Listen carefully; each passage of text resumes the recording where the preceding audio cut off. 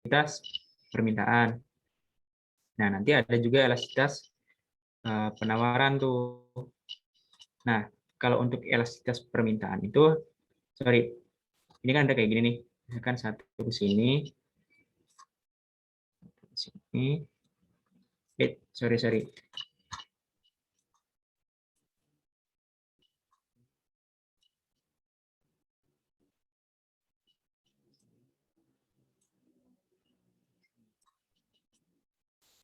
Nah, ini kan misalkan S, supply.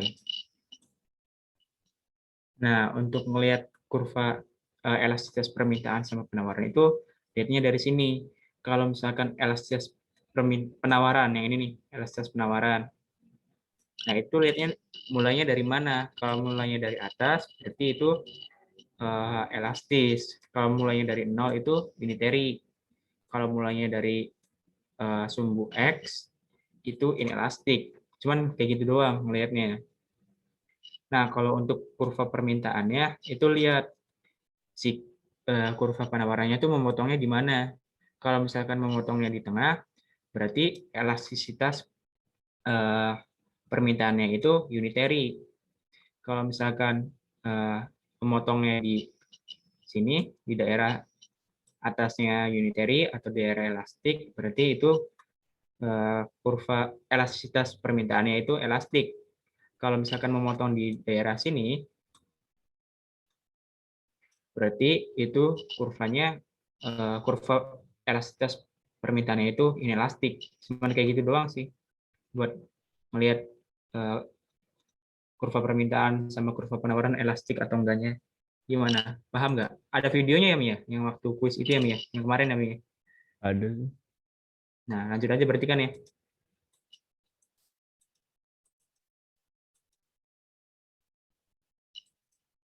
Nah, ini nih ada, wait, buka dulu bukunya. Nah, ini nih ada di perilaku konsumen. Nah, perilaku konsumen itu ada budget line sama kurva indifference. Nah, kalau untuk budget line, ini juga udah belum sih, Mi? Waktu itu, Mi? Di video kemarin, Mi? Udah ya? Yang ini loh, udah ya? Udah ada kan ya? Kemarin? Udah nih. Udah. Apa, Mi? Ya udah deh. Udah. Gi, yang banyak nggak ngerti tuh yang pas kuis kemarin, Gi. Oh, berarti yang terakhir ya? Itu banyak nggak ngerti, Gi. Serius. Oke. Nah, paling di sini nih. Kemarin tuh kurva-kurvanya kan yang nggak ngerti ya? Wait, gue cari dulu yang mana ya kemarin tuh ya. Yang nentuin kurva-kurvanya itu loh. Sebentar. Soalnya aja, Gi, bahas, Gi. Soal kuisnya. Nah, gue belum download tuh soalnya tuh. Gue ini dulu ya, download dulu ya. Bukannya udah ada jauh. Terus ini tahap kedua. Sorry, wait, bentar. Ini tahap kedua. Ini pertama, ini kedua, ini ketiga. Yang ini kan ya bahas kemarin tuh ya, yang keluarnya ya, cuma kurva itu doang ya. Ya, Gi. Nah, kemarin tuh kan ada pertanyaannya mana yang paling realistis. Nah, yang paling realistis itu ada di daerah sini, daerah yang kedua. Itu yang realistis. Kenapa realistis? Karena si kurva ini, yang ini kan tahap pertama ini si perusahaan baru mulai, jadi baru mengembangkan suatu perusahaannya. Jadi belum nutup modal lah istilahnya. Kalau untuk yang realistis ini produksi mulai konstan di sini. Jadi dianggap sebagai realistis. Kalau untuk yang ini produksi mulai menurun. Yang ketiga, jadi dianggap tidak realistis. Kayak gitu sih paling. Jadi kalau misalkan ada, sorry, ada pertanyaan, wait,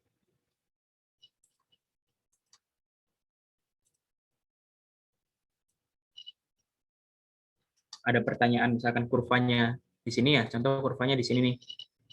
Ini doang yang dilihatin. Nah, ini nih termasuknya realistis karena ada di tahap yang kedua. Cuman gitu doang kok yang kemarin tuh. Pokoknya untuk yang realistis itu cuman ada di tahap 2. Tahap 1 sama tahap 3 itu udah tidak realistis dalam reproduksi. Gitu doang. Kemarin tuh kurvanya gampang kok kemarin tuh. Oke, terima kasih, Gi.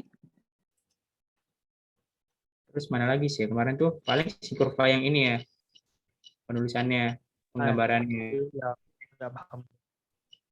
Nah, ini oke. Ini nih si MC ini memotong di di AC yang terendah. Ini juga di AVC terendah. Nah, penggambarannya lihat aja gambar yang ini. Kalau misalkan ada soalnya lagi tuh. Nah, ini harus spesifik. Ininya semakin merapat di sininya. Ini yang benar, semakin merapat. Kalau misalkan ada kurva yang cuma sebatas ininya ke sini, tapi nggak makin merapat, itu salah kurvanya. Jadi yang benar itu lihat ininya, AC sama AVC itu ke atas itu semakin rapat kurvanya. Kayak gitu kemarin tuh, pada kelirunya paling di situ. Jadi kan ada juga soal yang kayak misalnya Asari Cross memotong ini jadi apa gitu. Ada nggak? Oh, kalau Ada itu kan? yang ini. Itu tuh yang ditanyanya benar atau enggaknya pernyataan si soal tersebut. Nah, itu kan ada pernyataan tuh di soal kemarin itu MC memotong AC di titik minimal. Berarti kan bener nih. Ini kan titik minimal di sini. Ini juga AVC juga titik minimalnya di sini. Berarti si pernyataan dari soal tersebut itu benar. MC itu memotong di AC sama AVC yang minimal. Kayak gitu sih yang paling. Gimana nih, paham nggak ya? Paham. Jadi tuh MC itu selalu motong di bagian minimal lah ya. Iya, di bagian terendah AC sama di bagian terendah AVC memotongnya di situ. Gimana nih, apalagi yang mau dibahas?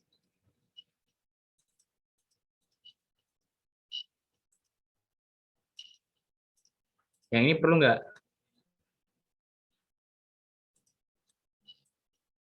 Boleh lagi. Ini sebenarnya Pak Eko tuh belum masuk sih sebenarnya yang ini nih. Harusnya di habis UTS. Ini nih kayak ke pasar monopoli, oligopoli. Sebenarnya belum masuk sih ini. Cuman nggak tahu Pak Eko nya masukin.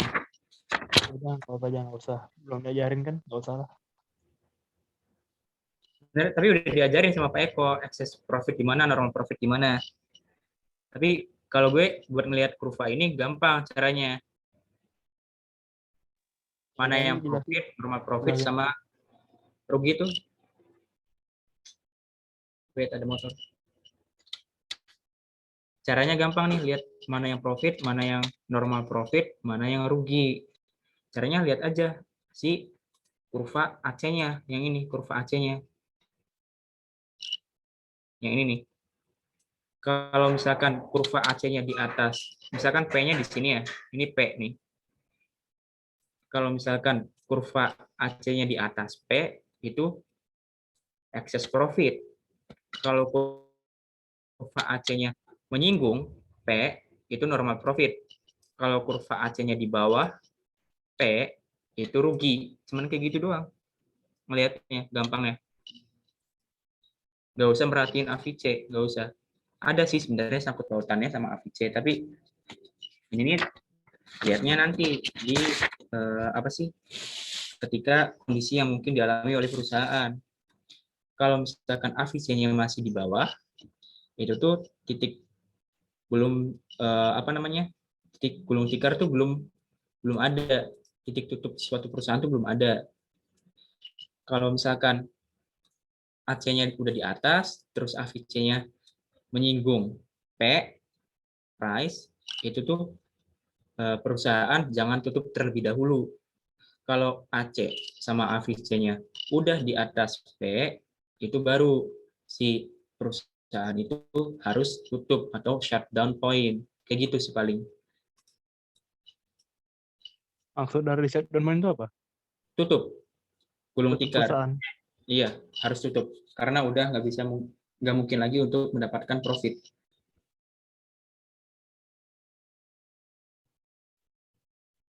Jadi cuman yang dilihat itu patokannya AC sama AVC. Tapi yang lebih penting itu AC-nya, lihat gimana. Jangan AVC-nya dulu. Gimana, paham nggak buat yang ini? Tadi kalau misalnya AC di bawah normal profit sama AVC di bawah normal profit, jadinya apa? Gimana, gimana? AC-nya di bawah, AC-nya di rugi sama AVC-nya juga di rugi. Nah, itu jadinya apa? Wait. Sorry. Kayaknya gue balik deh jelasinnya. Kalau AC sama AVC-nya di atas P itu excess profit. Kalau misalkan AC sama AVC-nya di bawah P itu udah titik set dan poin, rugi banget. Sorry, kebalik. Gitu sih. Balik tadi. Oh, oke.